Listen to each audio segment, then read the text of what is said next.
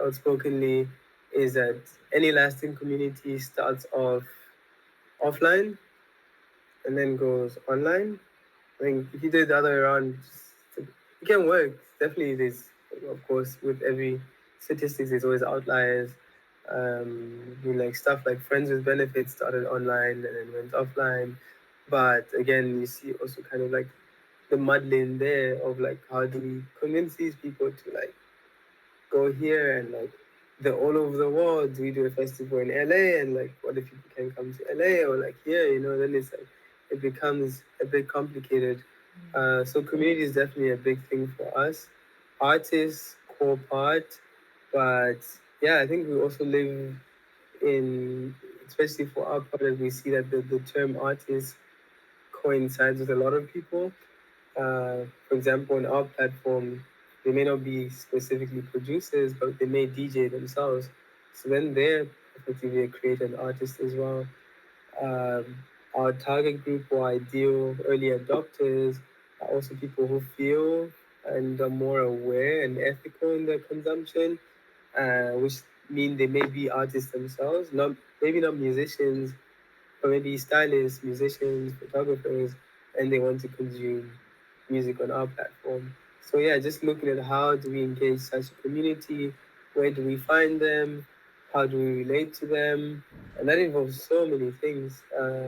With music, of course, one thing for us is doing parties and events, but I mean, in the future it could be anything. Magazine drops, exhibitions, uh, skate movie collaboration with the skates community in whatever city you want to do it in because they also match our ethos. One thing that's really fun, always have stickers in my pocket and like putting those all over the city. So kind of also the graffiti element to our brand. So yeah, it's definitely an interesting one where it's like a tech company or working in the creative space. So we can be a bit more outlaw and be a bit more like outlaws in how we Mm, market ourselves. definitely, yes, it's super exciting. So, what's the actual difference of what you're offering in Peaches versus Spotify and other streaming platforms? So our main focus is on the curation. So the curation solves the or hopes to solve the issue of noise for independent and electronic musicians because on the bigger platforms they have to compete with the mainstream genres which usually have the leverage and capital of label backing, marketing, big marketing spend, which leads to them getting higher streaming numbers. And then the independent musicians usually just create a song and they don't do all of this marketing stuff. And then they don't have a label to support them to do this, which means that they're unable to push through the algorithm and the noise. So us now focusing on electronic music specifically means that they have a better chance of being discovered on our platform. So it solves that issue. And then two is the payment. We pay our artists a minimum of 95% of their earnings because, again, because it's a niche genre, the streaming model doesn't work because the streaming model needs millions or billions of streams in order for it to make sense that an artist can make a living. So we give them more from even though they get less streams. Mm. And also our model is hybrid in the sense that the user doesn't pay like a $10 subscription and now have access to all music. They pay €7.50, $7.50 for example, and then we give them cashback credits in return, and then that kind of reduces as they listen to music, and they can also use those credits to then buy music. So we're kind of encouraging this direct purchase, kind of like Bandcamp. Wow, super, super Yeah. exciting. And what's the blockchain Web3 aspect of it? Can you double Oh click yeah, on that? that's now the profit sharing and co-ownership part. So artists, when they're getting paid out, they can either get paid out in the traditional models, fiat, Stripe, whatever, or they choose uh, layer two. where they opt in to getting paid in our token or like whatever means that we use for pitches, and then we educate them on the risks that they're taking. But then if they still opt in, they can now stake, become part owners, and then kind of have a voice in the way where the direction of the business goes, Nice. and also profit share. Yes, I like that part. So, Yeah, so I think it, that's it's in a way also a strategy to do HR and to build teams.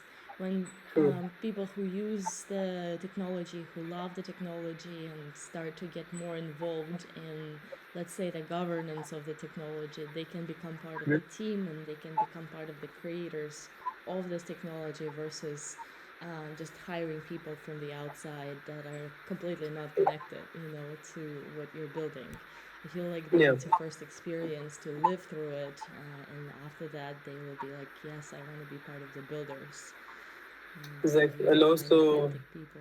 even as artists, even though they have their own earnings, they can then also take part or benefit from the platform as a whole growing, So one, they feel heard, and then they also share in the collective growth of the platform Right. instead of just being used, squeezed out, and then we just take all the profit.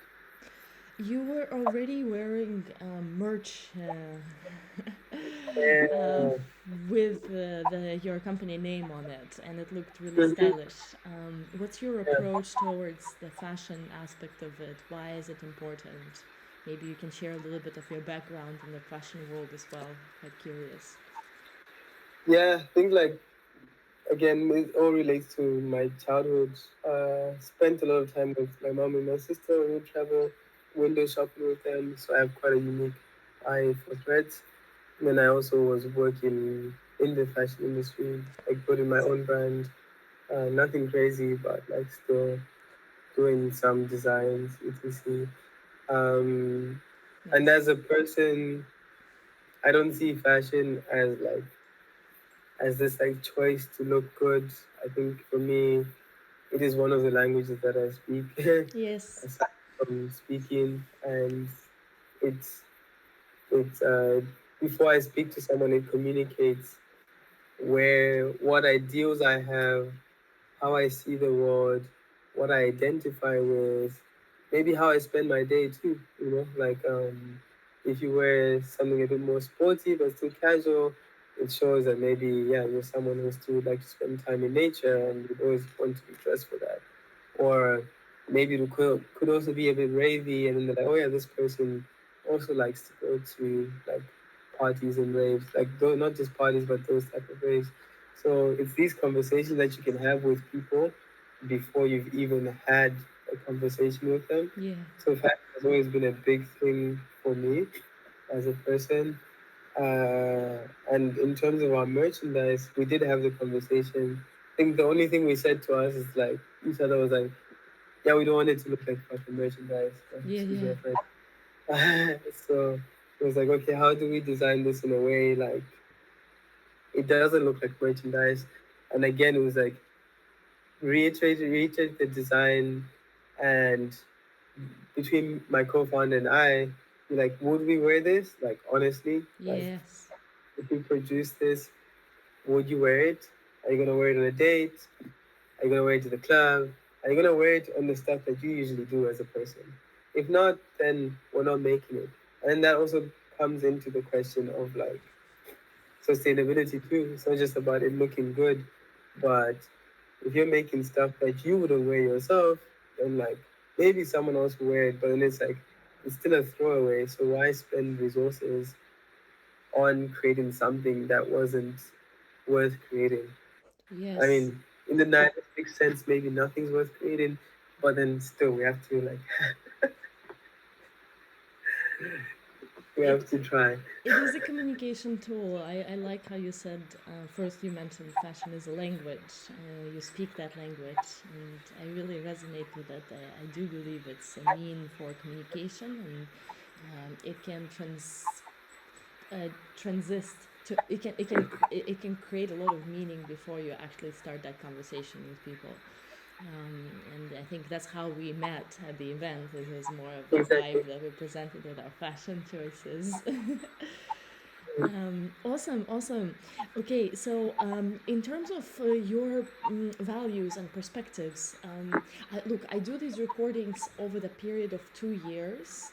So I would want you to come back to the podcast 3 more times as you develop this Okay. company so that it would be the exercise where you can see how you shift your language, your communications, your style, your way of presenting yourself, and that the audience can learn transparently who you've become, who you've been, and who you're becoming.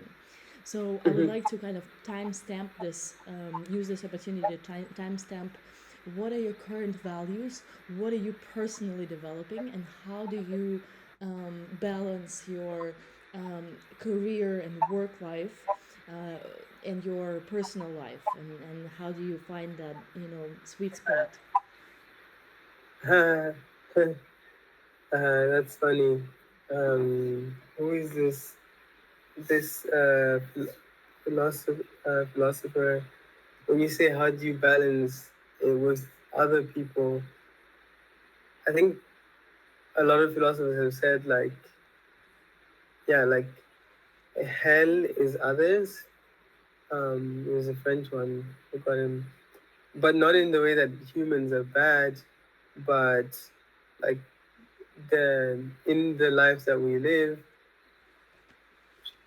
an individual needs agency. An agency means stripped away from opinions of other people on how you live in your life and how you're going about it.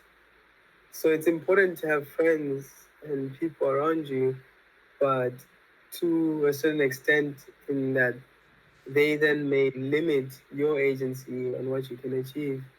So I think in terms of ideals, I think like right now as a person doing this, having family, having friends, trying to balance what I believe as being as a good person, good friend, being there for people, and also weighing expectations